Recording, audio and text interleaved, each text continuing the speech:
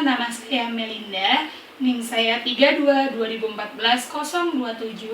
Pada kesempatan kali ini saya akan mempresentasikan mengenai esai argumentatif saya yang berjudul Memaksakan diri tidak baik untuk kesehatan. Berikut penjelasannya. Yang pertama adalah definisi kesehatan itu sendiri.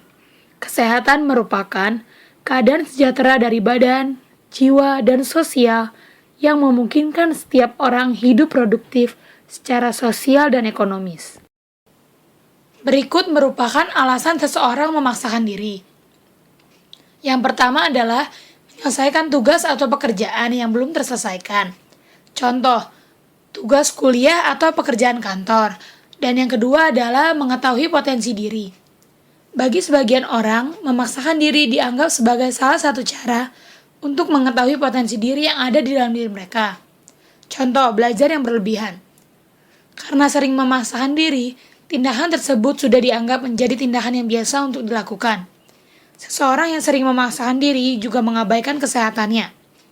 Selanjutnya saya akan mengulas tentang keterkaitan pikiran terhadap kesehatan dan dampak memaksakan diri bagi kesehatan.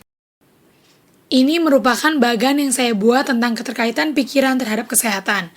Penyakit dan kesehatan berakar dari pikiran. Pikiran yang negatif akan membawa penyakit bagi tubuh dan memberikan dampak buruk bagi kehidupan. Sebaliknya, pikiran yang positif akan membawa kesehatan yang baik bagi tubuh dan memberikan dampak yang baik bagi kehidupan. Misalnya, kita berpikir tentang hal-hal yang membuat kita semangat dalam menjalani hari-hari kita. Otomatis, tubuh akan memberikan dampak yang positif. Sebaliknya, jika kita memikirkan hal yang buruk saja, maka itu akan memberikan dampak yang negatif untuk tubuh. Itulah yang disebut dengan the power of mind. Apa yang kita pikirkan, itulah yang akan terjadi. Selanjutnya adalah dampak memaksakan diri bagi kesehatan. Yang pertama adalah pikiran negatif. Pikiran negatif adalah kebalikan dari pikiran positif yang kerap hadir dalam otak manusia.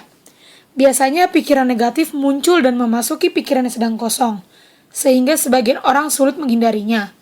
Dampak pikiran negatif juga menyebabkan seseorang tidak mampu berbuat apa-apa untuk menciptakan prestasi maupun kebahagiaan. Dan yang kedua adalah stres. Stres adalah setiap peristiwa yang dapat mengancam kehidupan seseorang. Pengaruh stres terhadap kesehatan adalah dapat menyebabkan low memory, konsentrasi terpecah, rasa mudah marah, dan kurang nafsu makan. Mengalami stres dalam jangka panjang dapat menyebabkan penurunan kekebalan tubuh, sehingga hal ini membuat tubuh rentan terhadap serangan penyakit. Ini adalah kesimpulan dari esai argumentatif saya. Memaksakan diri merupakan tindakan yang kurang baik bagi kesehatan, serta memberikan dampak yang buruk bagi kesehatan. Hubungan antara pikiran dan kesehatan sangat erat kaitannya. Pemikiran dan perasaan Anda adalah gizi bagi jiwa Anda. Dan yang terakhir adalah saran. Yang pertama adalah berpikir positif. Karena berpikir positif dapat membangun jiwa yang optimis untuk menjalani hari-hari yang akan kita jalani. Dan yang kedua adalah disiplin. Hidup secara disiplin dapat membantu kita untuk mengatasi kebiasaan buruk, yaitu kebiasaan memaksakan diri. Dan yang ketiga adalah makan makanan yang sehat. Memakan makanan yang sehat yang dibutuhkan oleh tubuh kita, seperti 4 sehat 5 sempurna, sangat baik untuk tubuh, karena biasanya orang yang mengalami stres memiliki penurunan nafsu makan. Dan yang keempat adalah olahraga. Olahraga selain baik untuk kesehatan tubuh, baik juga untuk kesehatan jiwa. Misalnya olahraga yang bersatu dengan alam seperti mendaki gunung. Dapat membuat pikiran kita menjadi lebih rileks dari sebelumnya. Pekerjaan atau tugas yang menumpuk, serta pikiran negatif yang menyelimuti pikiran kita sehari-hari, menimbulkan stres sehingga kita memerlukan sesuatu yang dapat menyegarkan pikiran kita kembali. Dan olahraga yang bersatu dengan alam merupakan kegiatan yang tepat untuk mengembalikan kesehatan pikiran. Demikian penjelasan mengenai esai argumentatif saya. Atas perhatiannya, terima kasih.